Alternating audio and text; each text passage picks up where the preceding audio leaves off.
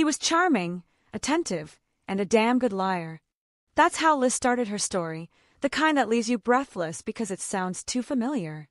We've all seen red flags, but sometimes we wanted them to be pink.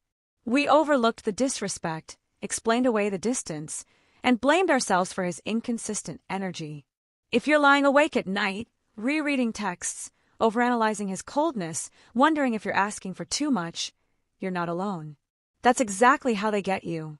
Confused, anxious, addicted to crumbs. Cheaters and weak men don't start with chaos, they start with charm. And before you know it, you're hooked on the fantasy while your self-worth quietly bleeds out. Liz ignored the signs, the 2 a.m. excuses, the sudden mood swings, the way he turned everything into her fault. By the time she realized she was dating a manipulator, her glow had dimmed. This is your wake-up call. No more explaining your standards. No more defending your intuition. We're breaking it all down. How to spot cheaters, weak men, and red flags fast, so you don't waste another ounce of your love on someone who can't even handle your light. Because your heart isn't a rehab center for broken boys. It's a throne, and not everyone deserves access. Have you ever ignored a red flag because you thought he'd change? Tell me in the comments. No shame, no judgment. Just the truth. The wounded masculine and why he targets light. The wounded masculine is not just insecure, he's deeply fragmented. He walks around wearing confidence like a costume, but underneath, there's emotional chaos he's never addressed. He wasn't taught to express, only to perform. To conquer, not connect. To dominate, not feel. And when a powerful, radiant woman walks into his life, soft, glowing, magnetic, it triggers something in him. Not inspiration, not admiration. Threat. He sees her peace and craves it, but doesn't know how to honor it. So instead of rising to meet her, he tries to shrink her. He chips away at her confidence. He questions her standards. He mocks her emotions. Because deep down, he believes he doesn't deserve her light, and if he can't have it, he'll dim it. The wounded masculine often confuses control with love. He love bombs to hook you, withdraws to punish you, and gaslights to make you stay. His affection comes in cycles. Attention, neglect, chaos, until you're emotionally exhausted and questioning your own worth. But his pattern isn't about you. It's about a man who never faced his own darkness and decided it was easier to break women than heal himself. That's why he targets powerful women. Because deep down, he knows she has something he doesn't. Emotional depth, inner peace, intuition, feminine power. He doesn't want partnership. He wants possession. And when he can't fully control you, he'll settle for destabilizing you. He will drain your energy, distort your reality, and turn your radiance into a source of shame until you forget just how powerful you really are. This isn't love. It's spiritual theft. And the first step to protecting your heart is seeing him clearly. It's not your light that's the problem. It's that he never learned how to carry his own. Men like Marcus always spot the brightest woman in the room. He clocked her the moment she walked in. Confident posture, soft smile, glowing aura. She wasn't loud, but she didn't need to be. Her energy did all the talking. And Marcus, he was drawn to it like a moth to flame. But not to love her, to consume her. Because men like him don't come to build, they come to feed. Insecure, emotionally stunted, validation hungry. On the surface, Marcus had a good job, knew how to talk smooth, and showed up with the right energy in the beginning. But under the surface, he was hollow. He didn't feel worthy. He didn't feel seen unless a woman was bending over backward, trying to prove she was good enough to keep him. So he latched onto Jasmine. At first, it was sweet. Daily good morning texts, late-night combos about dreams and trauma. He mirrored her values, talked healing, played protector. But as soon as Jasmine let her guard down, the shift began. He started criticizing her softness. He called her emotional when she was vulnerable. He accused her of doing too much when she poured love into him. He didn't grow with her, he drained her. Every time she showed up in her feminine, he twisted it into weakness. He fed on her light like a parasite, constantly tearing her down in small ways just to build himself up. The compliments stopped. The mood swings began. The silence grew louder. Marcus didn't want Jasmine's love, he wanted her submission. And when she refused to shrink, he turned cold, withdrew his affection, made her feel like she was the problem. Like she was too much, too needy, too intense. But this wasn't new. Before Jasmine, it was Alana. Before Alana, it was Kiara. Different women, same pattern. He pursued powerful women to mask his powerlessness. He harvested their love, their time, their glow, until they were left questioning everything about themselves. That's the wounded masculine. He doesn't build. He breaks. Because when a man doesn't feel like he has value, he doesn't seek love, he seeks control. And when he meets a woman who mirrors everything he lacks, he either levels up or tears her down. This is how weak men destroy women to boost their ego. Not through violence, but through slow erosion. By undermining her instincts, making her overthink her boundaries, turning her confidence into arrogance and her softness into neediness, until she's half of herself and calling it love. This isn't romance. It's spiritual warfare disguised as intimacy. And the longer you stay, the more you'll forget the sound of your own voice. Cheaters. How to spot them early. Cheaters don't always show up in DMs with obvious red flags. Sometimes, they arrive packaged as Prince Charming, sweet, attentive, emotionally available until they know they have your heart. Take Devin, for example. At first, he made Maya feel seen. She had just gotten out of a dry, one-sided relationship, and Devin came in like a man on a mission. He asked deep questions. He showed up consistently. He sent playlists and voice notes and promised forever within weeks. It felt intense, but Maya confused the pressure for passion. The first sign, he rushed the connection. Before Maya could catch her breath, he was already calling her his person, asking about kids, talking about moving in. Love bombing. He wanted to create emotional dependency before she could truly see who he was. The second sign came 2 months in. Maya noticed he was always on his phone, but suddenly flipped when she glanced his way. "Why are you being insecure?" he asked, deflecting immediately. That's the tactic. Make her doubt herself before she can ask real questions. Then came the nights he forgot to call, the last-minute cancellations, the sudden need for space when she asked for clarity. And when she finally asked to meet his friends, he told her she was being too demanding, that she was ruining a good thing by overthinking. What Maya didn't know yet was that Devin had a rotation. 3 other women, each in a different phase of the same cycle. One he was pursuing, one he was maintaining, and one he was discarding. Cheaters don't cheat because they're overwhelmed with options. They cheat because they lack integrity. They chase admiration, not connection. They're addicted to the feeling of being wanted, but terrified of intimacy. Another common trait, they compartmentalize. Like Jordan, who had a full relationship with Nia while still playing house with his ex. He told Nia, "We're just friends. She's like family now." Meanwhile, his ex was still posting throwback photos with captions like, "My person forever." A real man brings clarity.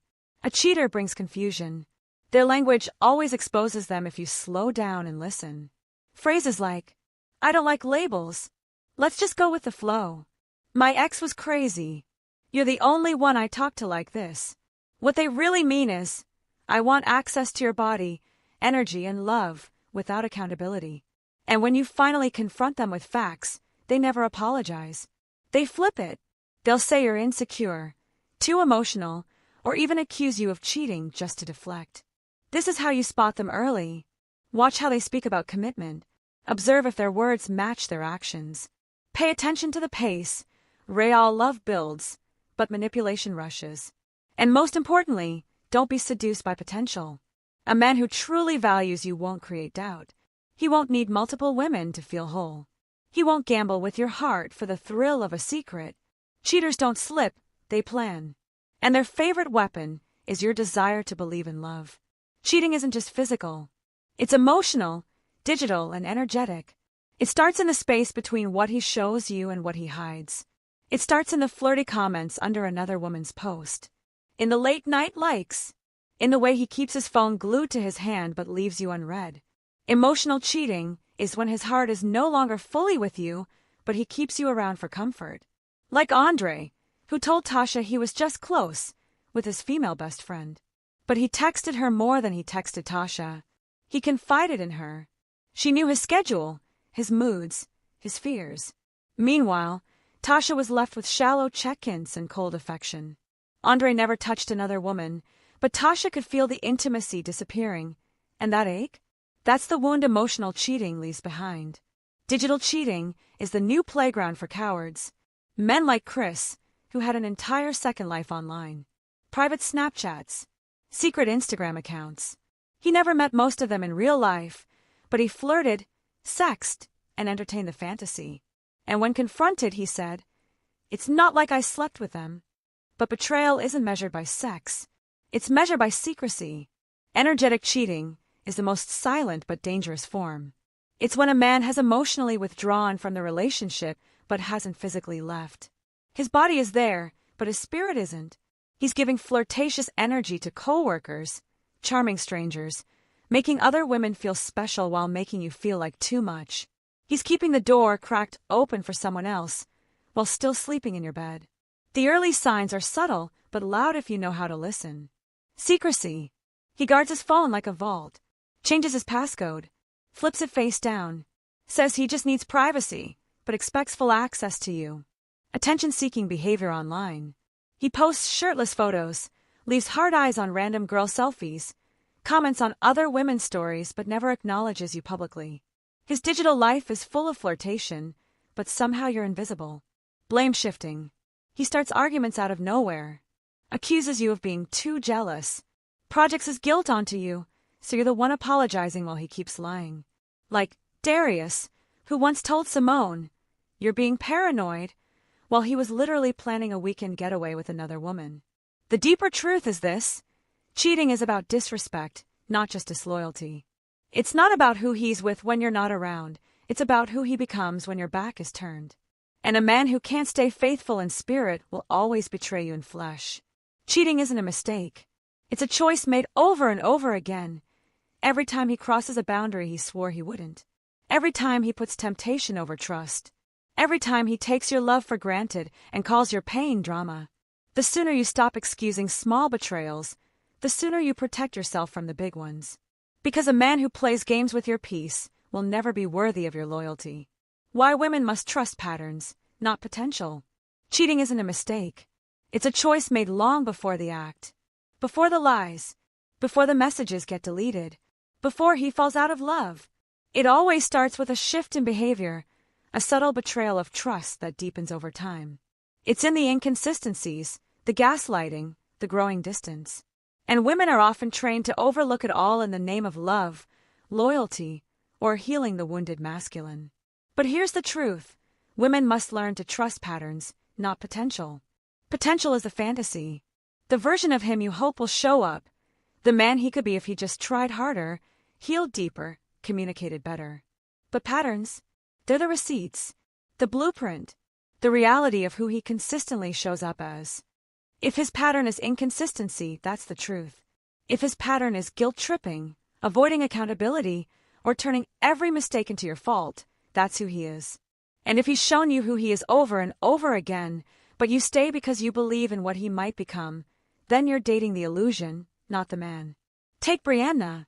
She spent 3 years with Jamal, waiting for him to grow up. She excused the cheating in year 1 because he didn't know better. She forgave the emotional withdrawal in year 2 because he's been through a lot. By year 3, she was barely recognizable, constantly on edge, drained, doubting her own instincts. Jamal had shown her who he was from the beginning. The gaslighting, the ghosting, the selfishness disguised as honesty. But Brianna didn't fall for him. She fell for his potential. And in doing so, she betrayed herself.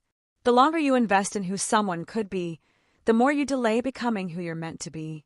Real love doesn't require you to suffer first, shrink yourself, or earn respect that should have been given from the start. So if his words and actions don't align, believe the pattern. If you feel more anxious than adored, believe the energy. If he keeps promising change but delivering pain, believe the results. Because your intuition doesn't lie, and every time you ignore a red flag, you silence your own wisdom. What's the earliest red flag you ignored? Looking back, what did it teach you? Leave a comment, share this with a friend who needs a reminder, and make sure you subscribe for more unfiltered conversations that protect your heart, heal your spirit, and keep your standards high. The nice guy isn't always kind. Nice does not mean emotionally safe. The nice guy is one of the most confusing illusions women face. He's polite, says all the right things, doesn't raise his voice, and always offers to help. He looks nothing like the obvious red flags. He's not loud, aggressive, or toxic on the surface. But deep down, he's hiding a lack of emotional maturity, self-awareness, and often entitlement. Women let their guard down with the nice guy because he seems harmless. But kindness and emotional safety are not the same. One is manners. The other is integrity. Take Elijah. He met Selena at a bookstore. He complimented her taste in poetry, walked her to her car, and texted her consistently. He was thoughtful, soft-spoken, and had great listening skills. But over time, Selena noticed something unsettling. He avoided conflict like it was poison. Every time she expressed a boundary or frustration, he withdrew emotionally. He never yelled, never insulted her, but he disappeared into silence. Emotional shutdown is still emotional punishment. When Selena told him she needed more transparency about where they stood, Elijah said, "I just don't like drama." Translation: I don't want to be held accountable. When she tried to have real conversations about the future, he smiled and redirected. Why can't we just enjoy what we have? He weaponized passivity to keep control. Nice guys like Elijah often believe they deserve love just for not being toxic. They think because they're not cheating or yelling, they're good men. But many of them are emotionally unavailable, conflict avoidant, and only comfortable when everything feels easy. Kindness is active. It shows up in hard moments. It holds space. It listens without ego. It honors your emotions without deflecting. It grows with you. The nice guy often lacks the capacity to hold the emotional weight of a relationship. He doesn't betray you with his actions. He betrays you with his absence. His silence. His avoidance.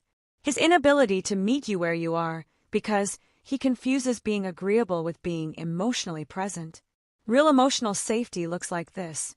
You express a concern and he doesn't retreat. You cry and he doesn't look away. You shine too brightly and he doesn't dim you to feel big. You change and he evolves with you, not against you. So don't be fooled by politeness. Look for presence. Look for the man who doesn't just act nice, but who creates safety, stability, and space for you to be fully seen and supported. That's the difference between being liked and being loved. Love bombing isn't love, it's control in disguise. It often starts fast. Too fast. He's calling you his soulmate after a week. He's fantasizing about your wedding, your babies, your future before he even learns your middle name. The texts never stop. The attention is constant. You're flattered, overwhelmed, and swept up in the high of it all. This is love bombing. It's not romance. It's a psychological manipulation tactic designed to disarm your intuition and hijack your emotions. It's intensity without intimacy. Pressure disguised as passion. Micah did this to Raina. The moment they met, he mirrored everything about her. Her beliefs, her language, her dreams. He told her, "I've never met a woman who understands me like you." But it wasn't real understanding, it was strategy. He repeated her phrases back to her. He adopted her routines. If she journaled, he started journaling. If she quoted spiritual authors, he suddenly loved them too. Every part of her identity became his blueprint. This is not connection. It's mimicry.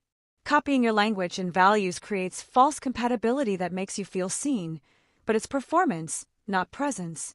Then comes the obsessiveness. He wants to know where you are at all times. He gets offended when you don't text back quickly. He acts hurt when you set small boundaries. At first, it looks like he just really cares. But beneath the surface, it's about control. The moment you assert independence, his energy shifts. The compliments slow down. The warmth fades. Suddenly, you feel like you've done something wrong by simply having a life. Love bombers don't want to love you. They want to own you. They use excessive praise and emotional intensity to bind you to them before you have time to notice the cracks. And when you finally do, they either punish you with withdrawal or shame you into submission. When Raina finally asked Micah for space, he accused her of being ungrateful. He reminded her of all the things he had done for her. The gifts, the poems, the late-night phone calls. As if love was a transaction and she owed him for the performance he had carefully curated. This is how love bombing traps women in cycles of guilt, confusion, and self-abandonment. Because it doesn't feel like manipulation at first, it feels like magic. But anything that rushes you, overwhelms you, or demands your full emotional availability before trust is earned is not love. It's possession. Real love doesn't try to drown you in affection to earn your loyalty. It builds slowly. It respects your pace. It honors your boundaries. And it never asks you to shrink in order to stay. He calls himself nice because he needs to convince you he is. Real character doesn't need an introduction. Integrity doesn't need a label. But the man who keeps reminding you he's one of the good ones is usually hiding something. He wants your trust up front because he knows he hasn't earned it through consistency. These are the men who say, "I'm not like the others," right after doing exactly what the others did. They weaponize the title of nice guy to bypass scrutiny, to disarm you before you even have a chance to assess who they really are. And when you finally express concern, they throw that label back at you as a shield. But I'm a good man. I've done everything right. It's not about what they've done. It's about who they are when they're not trying to impress you. Love that rushes in fast will usually fall apart faster. It's a high that's meant to distract, not ground. It pulls you in with urgency, with grand declarations, with obsessive attention, but the foundation is hollow. Because anything authentic doesn't need to be forced. It doesn't need to convince you in week one that it's forever. It grows in silence, in presence, in consistency, not pressure. The truth is, the right man will never overwhelm your nervous system.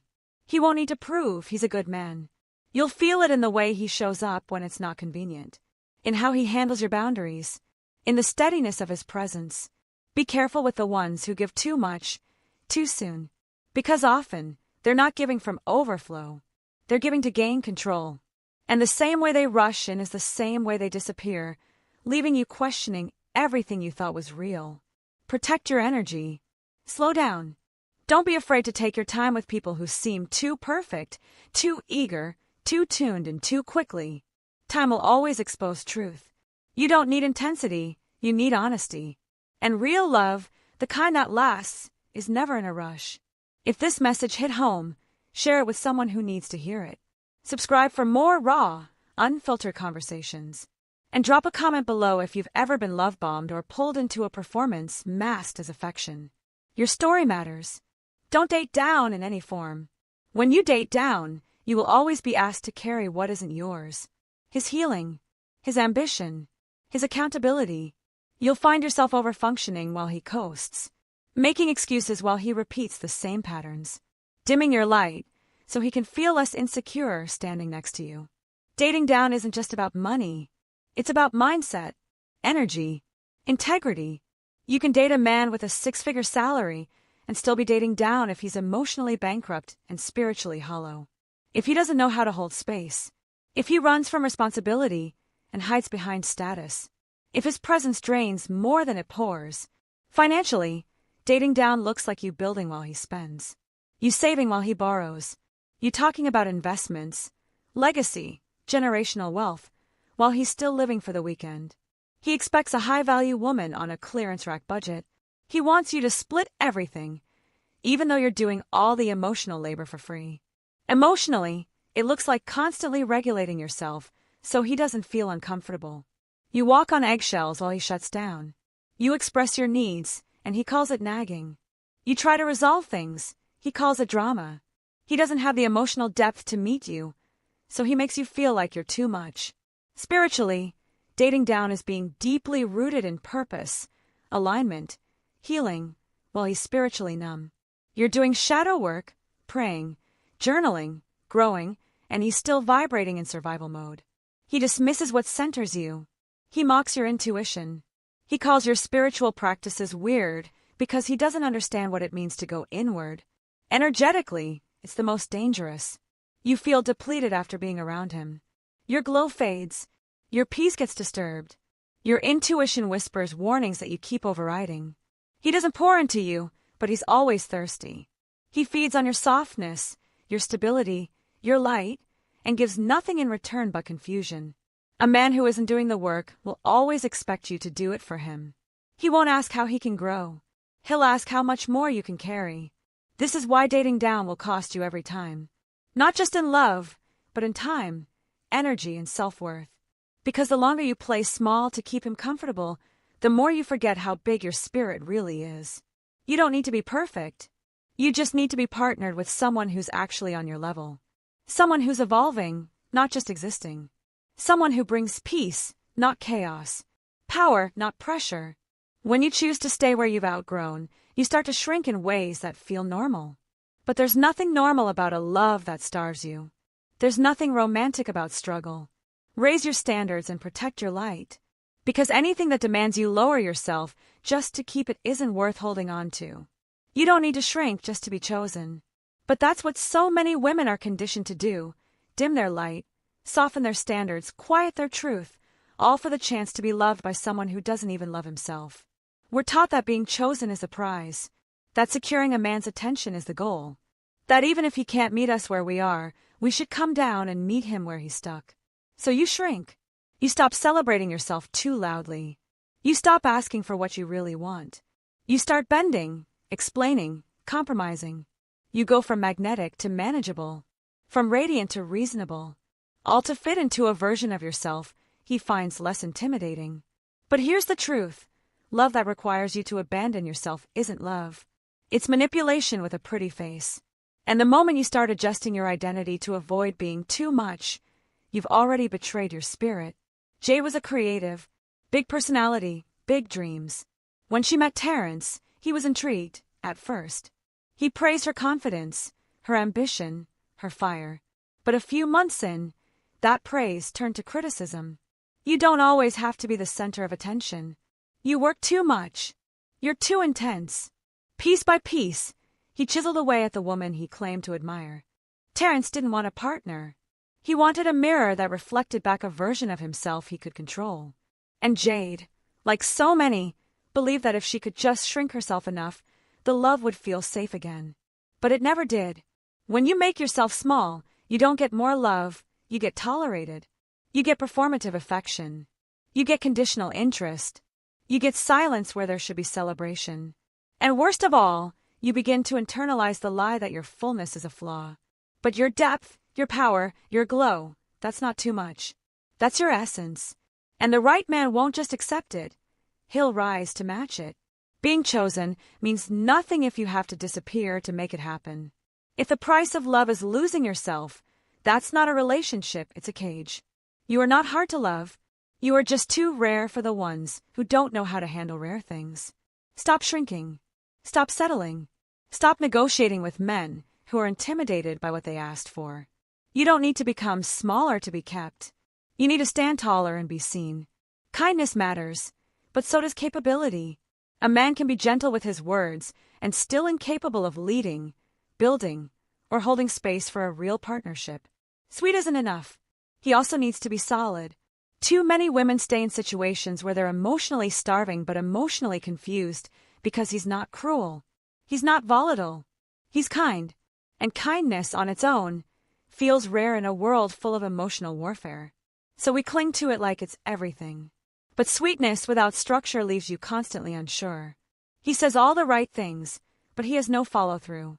He apologizes when he messes up, but never actually changes. He listens, but doesn't apply. He comforts you in the moment, but disappears when it's time to act. It feels like love, but it lacks the backbone of real commitment. Capability is what sustains love. Can he regulate his emotions under pressure?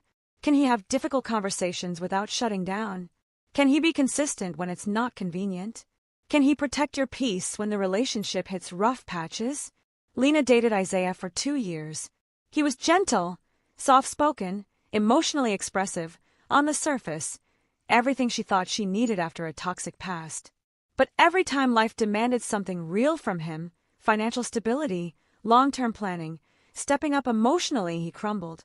He leaned on Lena for everything: emotional labor, financial help, scheduling, problem-solving. He became a dependent, not a partner. Being sweet didn't make him stable.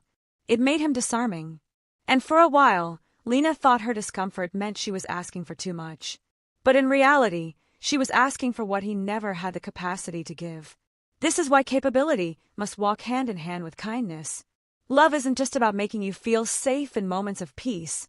It's about making you feel protected in moments of chaos. A man can rub your feet and still wreck your future if he doesn't know how to hold it. Don't fall for charm that can't carry weight. Don't settle for soft if it also means shaky. You deserve affection and direction, emotional safety and emotional leadership. Do you feel like you've ever dimmed your light in a relationship? What would you do differently now? Share your story in the comments. Tag a sister who needs this reminder, and don't forget to subscribe. This space is about protecting your heart, sharpening your discernment, and never mistaking nice for enough. Trust your intuition over his potential. The fruit reveals the root. No matter how convincing the promises, how compelling the charm, his actions always tell the truth. You can spend months or even years hoping he'll grow into the man you need, but the reality is written in what he shows you now, not what he says he could be someday. If something feels off, don't explain it away. Don't silence the uneasy feeling in your chest or the knot in your stomach. Those physical signals are your inner compass trying to protect you from harm before your mind can catch up. Your body always knows first. It senses the subtle energy shifts, the micro-expressions that don't match his words, the hesitations before answering, the avoidance of certain topics, the inconsistencies in his stories. Your intuition is wired to detect danger long before your logic can understand it. Ignoring that inner voice is what leads many women into cycles of confusion, doubt, and heartbreak. They rationalize red flags because they want to believe in his potential, in his good parts. They trade peace for possibility, comfort for what-ifs. You're not overthinking. You're overriding your knowing. That knowing is your most sacred tool for protection. It's what keeps you from investing in a man who doesn't have the capacity to meet you. It's what reminds you that love doesn't come with anxiety and second-guessing. It's what preserves your energy for the right person who honors your truth. Learning to trust your intuition means choosing your peace over his promises, your clarity over his confusion. It means refusing to settle for any version of him that requires you to question your worth or your reality. When you listen to your body and honor your feelings, you create boundaries that protect your heart and soul from unnecessary pain. Your intuition is not a flaw to fix or a problem to solve. It is the guidepost to your freedom. Believe it, respect it, follow it. Prenup, purpose, and power. Your worth is never defined by his bank account or his approval. Financial independence isn't just a luxury, it's a necessity. Having your own money gives you freedom to choose, freedom to leave, and freedom to build a life that reflects your values without compromise. A prenup is not a lack of trust, it's a declaration of self-respect. It's a clear boundary that says you value your legacy, your efforts, and your future. It protects you from becoming vulnerable to manipulation, from being erased or diminished in the name of love. It's a safeguard for your power, not a betrayal of commitment. Purpose is your anchor. When you have a mission bigger than any relationship, you become unshakable. Your goals, passions, and dreams create a foundation that no toxic dynamic can easily crumble. Purpose fuels your confidence and attracts partners who want to build alongside you, not drag you down. Power is not about control over others. It's about mastery over yourself. It's knowing your worth, setting standards, and refusing to settle for less than you deserve. It's having the mindset that you are enough as you are and that your energy is precious. Without money, mission, and mindset, you risk losing yourself in relationships that demand sacrifice without reciprocity. You risk becoming dependent, vulnerable to power plays, and disconnected from your true potential. A strong woman knows that love should complement her life, not complete it. She invests in herself first, builds her own empire, and walks into relationships from a place of abundance, not neediness. When you claim your prenup, your purpose, and your power, you reclaim your narrative. You rewrite the rules of partnership on your own terms. You make it clear, you are not just someone's partner, you are your own person, a force to be reckoned with, and worthy of nothing less than respect, equality, and true love. He needs a purpose to be a partner. A man without direction, without a clear vision for his life, can't truly show up for you. Purpose grounds him. It fuels his ambition, his discipline, and his ability to build something lasting, not just for himself, but for the partnership. Without purpose, he drifts. He leans on you to fill the void. He looks to you for meaning instead of creating his own. When a man is driven by a mission beyond himself, He brings stability, passion, and leadership to the relationship. He becomes a co-creator, not a consumer. Purpose gives him the strength to carry his weight, support your dreams, and face challenges with resilience. It's the foundation of partnership, not just companionship. Prenups don't mean you don't trust him, they mean you trust you. A prenup is a statement of self-respect and foresight. It's about protecting your legacy, your hard work, and your future security. It's not about expecting failure or betrayal.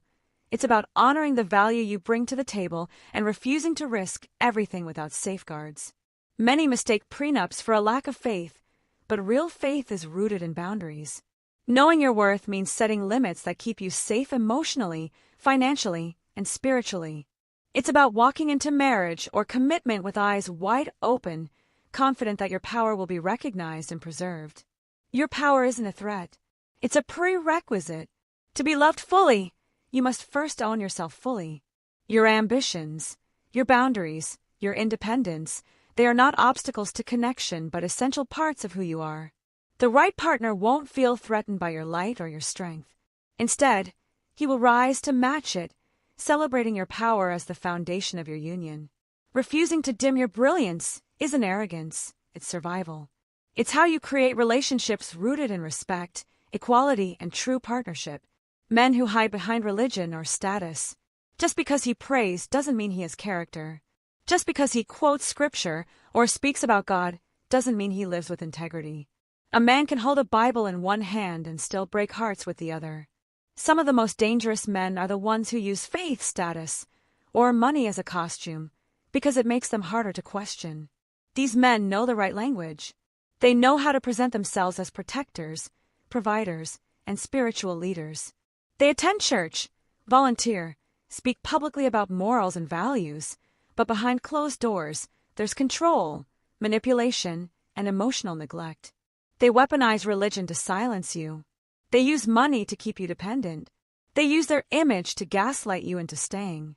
A man who truly walks in faith will never use God as a shield to avoid accountability. He won't demand submission while denying you safety.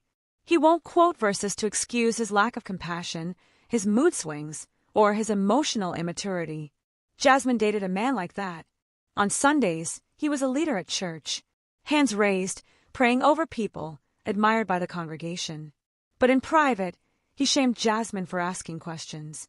He told her submitting to him was her godly duty, even as he ignored her emotional needs, dismissed her dreams, and twisted scripture to justify his control. She stayed for too long, thinking that questioning him meant questioning her faith. But God is not in manipulation. He's not in fear. He's not in the silence that keeps women small. Any man who makes you feel like honoring God means dishonoring yourself is not a man of character. He's a man playing a role. The same goes for status and success. Just because he's well-known, well-dressed, or well-paid doesn't mean he's well-formed. Influence isn't the same as integrity. A man can be admired in public and still be emotionally bankrupt in private. And some of the most polished men are also the most practiced at hiding their brokenness. Discernment is your protection. Don't fall for image over essence. Don't confuse spiritual talk with spiritual maturity. Don't assume that success means safety. Watch how he treats people who can do nothing for him. Watch how he behaves when no one is watching. Watch how he handles your vulnerability, not just how he performs in public. Character is what remains when all the image is stripped away.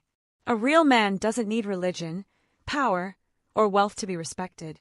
His presence speaks, his consistency proves, and his love never demands that you sacrifice your voice, your joy, or your freedom to prove your loyalty.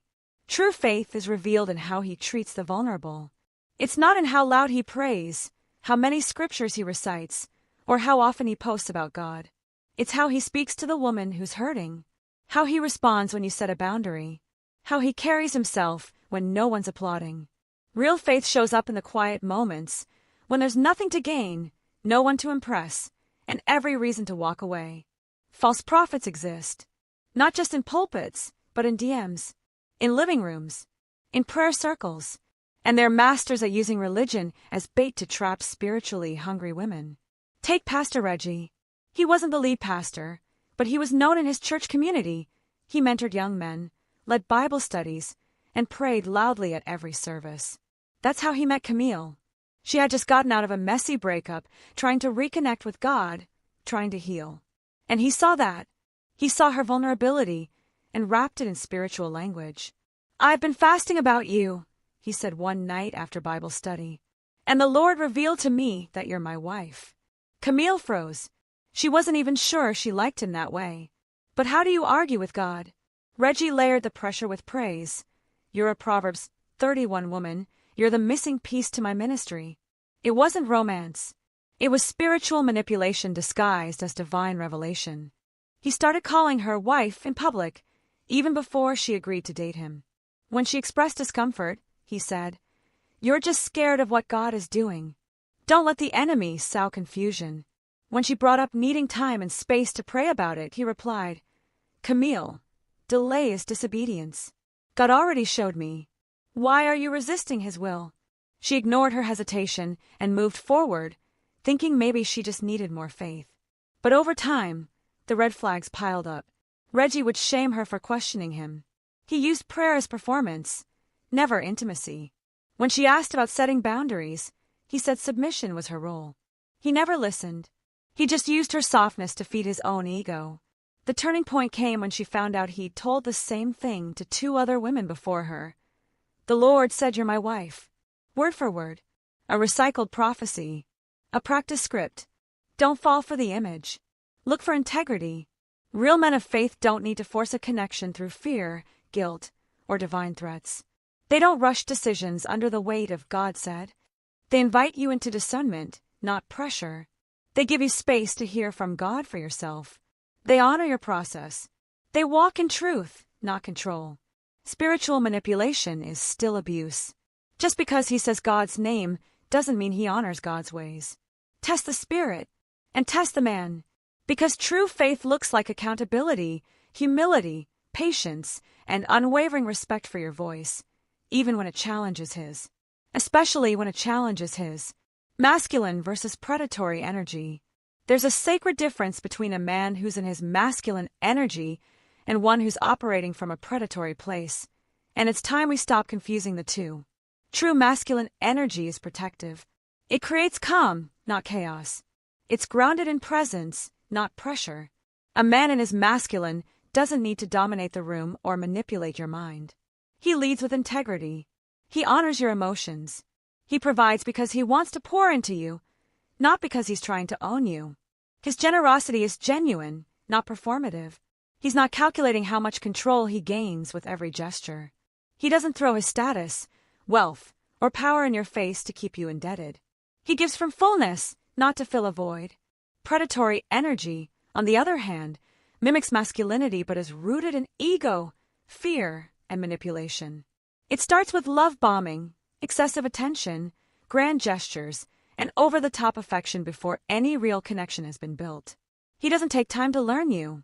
He rushes you, pressures you, says things like, "You're the one," after a few days, claims divine timing, twin flames, or soul ties to fast-track your trust. Then comes the control. Subtle at first. Critiques masked as concern. Boundaries framed as rejection. Isolation disguised as just wanting to spend time with you. He starts to insert himself into your choices, your schedule, your mind. His version of love is possessive, not protective. Future faking follows right behind. He talks about marriage, children, legacy, all the things you want to hear, but with no foundation to support it. It's bait, a strategy to hook you emotionally before he's earned access to you mentally, spiritually, or physically. And the moment you slow down or ask for space, he shifts. He gets cold, resentful, or distant, proving the future he promised was a performance, not a plan. Predators know how to mirror what you desire. They study you. They play the role. But if you listen closely, the vibe never lies. True masculinity feels like exhale. You feel safe, not on edge. You feel seen, not scanned. You feel respected, not rushed. Your intuition is quiet because there's nothing to warn you about. Predatory energy, however, feels like confusion wrapped in flattery. It's fast-moving, emotionally chaotic, and addictive. There's always a push-pull, a game of emotional chess where you're never fully sure of where you stand. Just because he provides doesn't mean he's safe. Even predators know how to hunt. Learn to read the room, not just the romance. Learn to sense the spirit, not just the script. Because discernment will save you from a man who looks like a blessing but moves like a threat. Stay rooted in your power. Choose the energy that nourishes you, not the one that drains you in disguise. Trauma bonding versus true love. Trauma bonds don't feel like love at first. They feel like fire. Obsessive. Consuming. Euphoric highs followed by gut-wrenching lows.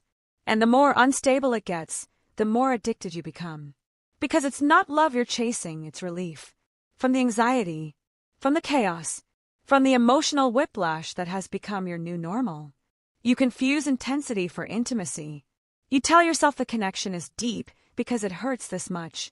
But what you're really experiencing is nervous system entanglement, where your body can't tell the difference between danger and desire anymore.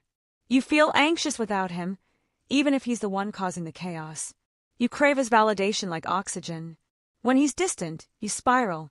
When he returns, you breathe again, but only temporarily. The relief is short-lived, and then the cycle starts again. You're on edge around him but can't let go. You're constantly scanning for signs that he still wants you, still needs you, still sees you. You rationalize mistreatment. You start making excuses for things you swore you'd never tolerate. He didn't mean it. He's just going through something. He'll change. You hold on to his potential like it's your lifeline and sacrifice your peace in the process. Kayla was in a trauma bond for 3 years. Malik was charming, successful, and magnetic, but emotionally unpredictable. One day he was obsessed with her. The next, cold and distant. She never knew who she was going to get. When she brought it up, he gaslit her. You're being sensitive. You always think the worst. He'd disappear for days, then come back with flowers and apologies. And every time he returned, Kayla felt like she could breathe again. That was the trap, mistaking the absence of pain for love, mistaking the return of chaos for reconciliation. But it wasn't love. It was a cycle of psychological dependency designed to keep her chasing what hurt her. True love doesn't create anxiety. It creates safety. You're not guessing how he feels. You're not walking on eggshells. You're not living in survival mode, waiting for the next blow or the next breadcrumb of affection. True love is steady. It respects your boundaries. It shows up consistently. It doesn't punish you for having needs. It grows in peace, not panic. If your love feels like a battlefield, it's not love, it's a trauma bond. And healing starts with naming it, breaking the cycle, and choosing yourself, even when it hurts. Because the withdrawal from dysfunction is real. But so is the freedom on the other side.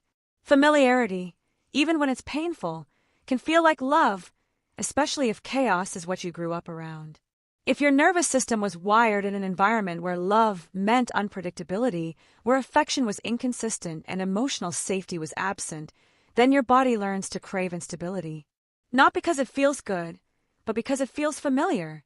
So when a man gives you mixed signals, when he pulls away and then draws you back in, when he mirrors the emotional highs and lows you've experienced before, you mistake it for connection. You tell yourself, this must be love, because it mimics the emotional blueprint your nervous system already knows. But love is not supposed to be a roller coaster. Love doesn't keep you guessing. It doesn't flood you with anxiety and call it passion. Real love is safe, solid, uncomplicated. It's not about constantly proving your worth, chasing after clarity, or decoding someone's silence.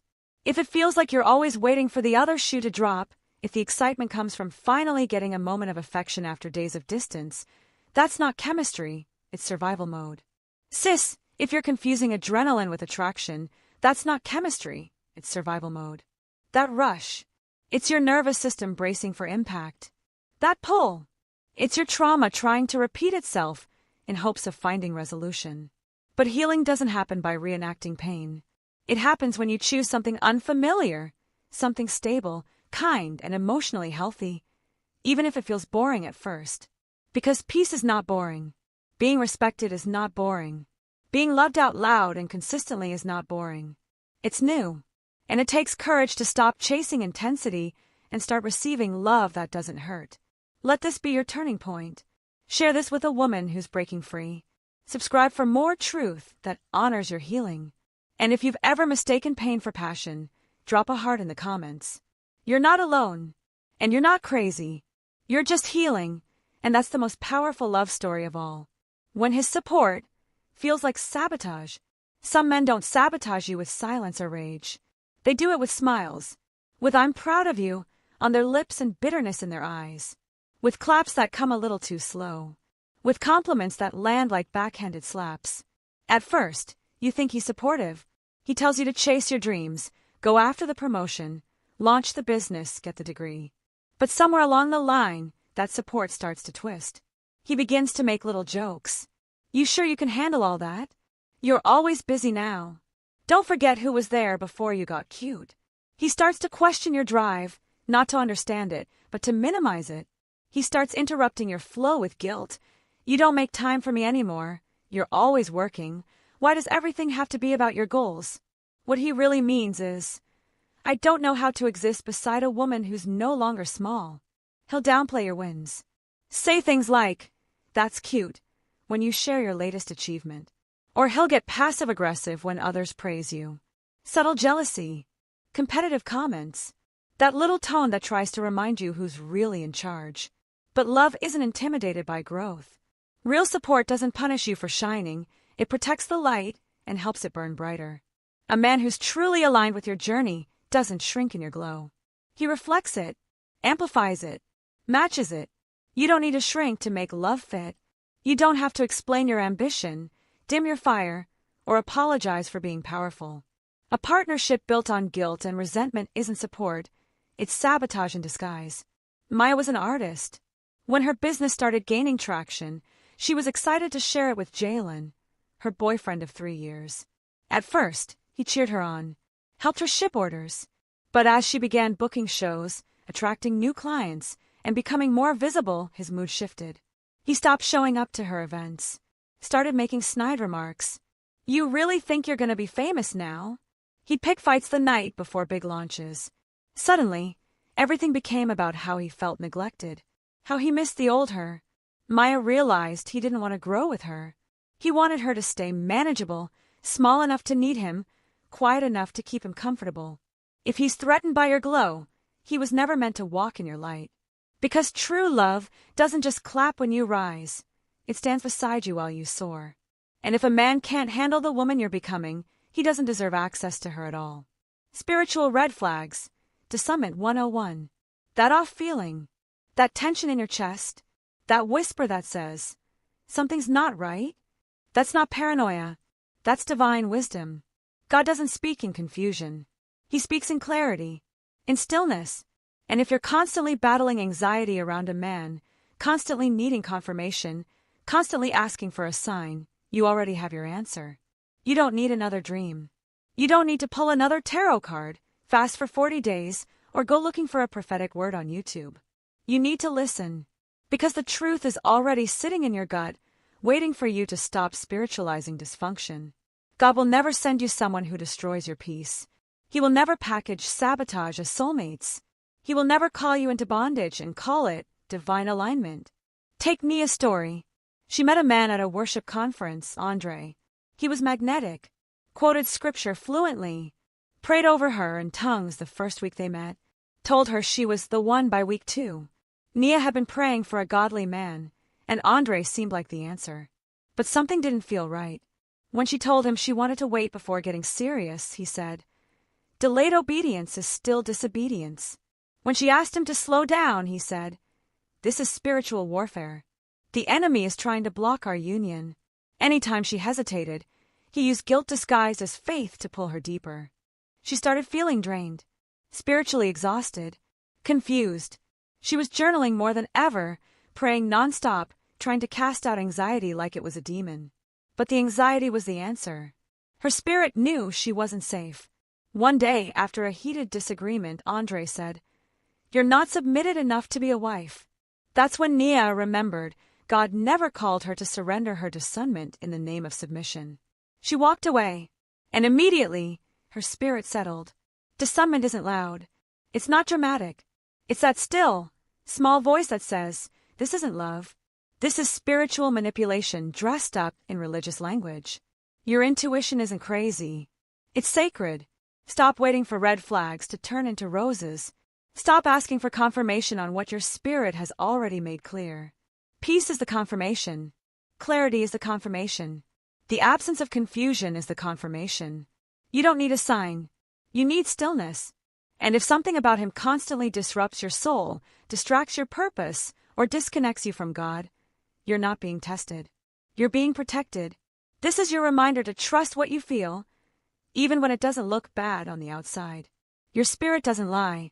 Drop a heart if you've ever ignored your intuition and learn the hard way. And share this with a sister who's praying for answers she already carries inside. Don't forget to subscribe, like, and stay plugged in. This space is where truth lives and your healing begins. Why women must lead with standards, not fear. You are not too picky. You're just finally being clear. You're finally done begging for breadcrumbs and calling it a connection. You're finally done twisting yourself into silence, into softness, into smaller versions of yourself, hoping that if you just love him right, he'll rise. But you can't heal a man who benefits from staying broken. Every time you lower your standard to make it work, you abandon yourself. Every time you tolerate inconsistency, disrespect, or emotional immaturity in the name of potential, you teach him that access to you is cheap. That love doesn't have to be earned. That he can show up half-ready and still be received fully. Standards are not punishments. They're protection. They're not about being difficult. They're about being discerning. Your standards are the gatekeepers to your peace, your energy, your future. Zara once told herself she wasn't asking for much, just emotional consistency, honesty, and someone who followed through. Then she met Drew. At first, he was charming, showed interest, said all the right things. But when she told him she didn't do casual situationships, his tone shifted. "You've got a wall up," he said. "You're too intense. Relationships should be fun." But Zara wasn't intense. She was intentional. She wasn't asking for fairy tales. She was asking for emotional maturity. And when she stopped explaining her standards, Drew faded because he wasn't ready for a woman who knew her value. You don't need to adjust to broken men, hoping they'll heal faster. That's not compassion. That's self-betrayal. A man who wants to rise will do the work with or without you. He won't expect you to bleed, so he can feel safe. He won't resent you for having requirements. He'll respect you because of them. Your standards filter out chaos. They filter out men who are only interested in access, not in commitment, not in growth, not in building something sacred. And yes, that means you'll be alone sometimes. But solitude is far more nourishing than staying stuck in a cycle of almosts. You don't need to convince someone to love you well. That's not high maintenance, that's high awareness. When you lead with standards, you're not being difficult, you're being divine. You're making space for the love you actually deserve, not the love you've been taught to settle for. Hold the line. Don't apologize for wanting more. The right one won't ask you to compromise your core just to be chosen. He'll meet you at your level, or rise trying. Love never makes you small. To the woman feeling broken, unworthy, or invisible after betrayal, this is for you. You didn't lose. You learned. The pain you feel is not a sign of failure. It's a signal to protect your heart differently. Betrayal is never about your value. It's about someone else's inability to honor your softness, your trust, your light. You are not less because he couldn't cherish you. You are not flawed because he chose to dim your shine instead of basking in it. Love, real love, never asks you to shrink or hide. It never demands that you sacrifice your peace for someone else's comfort. This wound can be a doorway, not a prison. It invites you to heal, to rise, and to rebuild stronger boundaries around your heart. To learn what it truly means to protect your light, your energy, and your sacred worth. Healing isn't linear. Some days you'll feel whole, other days the ache will return. But with every step forward, you reclaim your power. You grow into the woman who no longer tolerates less than she deserves and who knows her worth without apology. This is your invitation to stand taller, to love smarter, and to never settle for anything that makes you feel small. You're not hard to love. He just wasn't ready to honor your softness.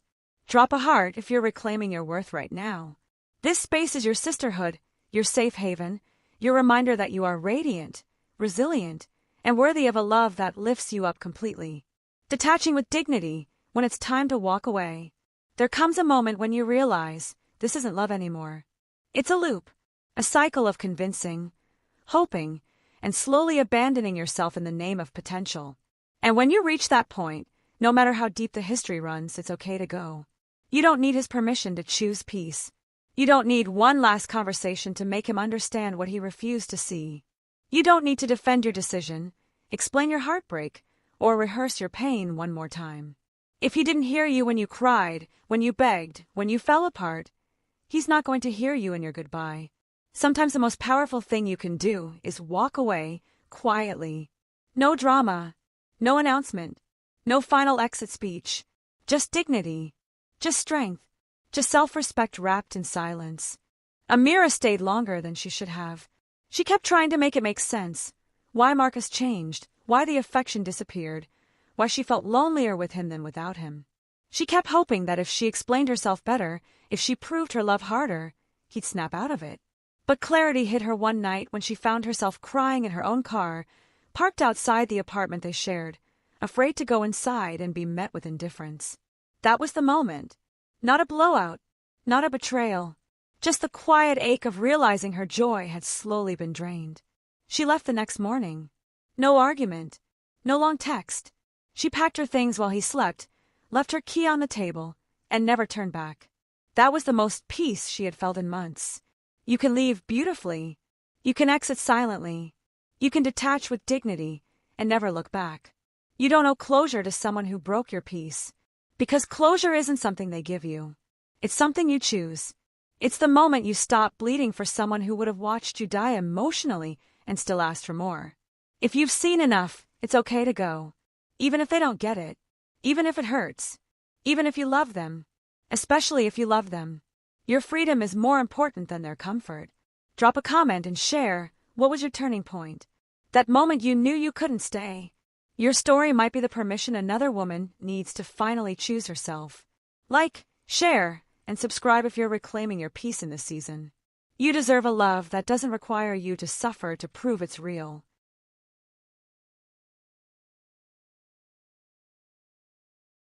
He was charming, attentive, and a damn good liar. That's how Liz started her story, the kind that leaves you breathless because it sounds too familiar. We've all seen red flags, but sometimes we wanted them to be pink. We overlooked the disrespect, explained away the distance, and blamed ourselves for his inconsistent energy. If you're lying awake at night, rereading texts, overanalyzing his coldness, wondering if you're asking for too much, you're not alone. That's exactly how they get you. Confused, anxious, addicted to crumbs. Cheaters and weak men don't start with chaos, they start with charm. And before you know it, you're hooked on the fantasy while your self-worth quietly bleeds out. Liz ignored the signs, the 2 a.m. excuses, the sudden mood swings, the way he turned everything into her fault.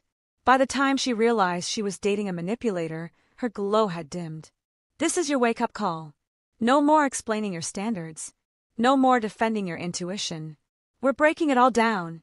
How to spot cheaters, weak men, and red flags fast, so you don't waste another ounce of your love on someone who can't even handle your light. Because your heart isn't a rehab center for broken boys. It's a throne, and not everyone deserves access. Have you ever ignored a red flag because you thought he'd change? Tell me in the comments. No shame, no judgment. Just the truth. The wounded masculine and why he targets light. The wounded masculine is not just insecure, he's deeply fragmented. He walks around wearing confidence like a costume, but underneath, there's emotional chaos he's never addressed. He wasn't taught to express, only to perform. To conquer, not connect. To dominate, not feel. And when a powerful, radiant woman walks into his life, soft, glowing, magnetic, it triggers something in him. Not inspiration, not admiration. Threat. He sees her peace and craves it, but doesn't know how to honor it. So instead of rising to meet her, he tries to shrink her. He chips away at her confidence. He questions her standards. He mocks her emotions. Because deep down, he believes he doesn't deserve her light. And if he can't have it, he'll dim it. The wounded masculine often confuses control with love. He love bombs to hook you, withdraws to punish you, and gaslights to make you stay. His affection comes in cycles.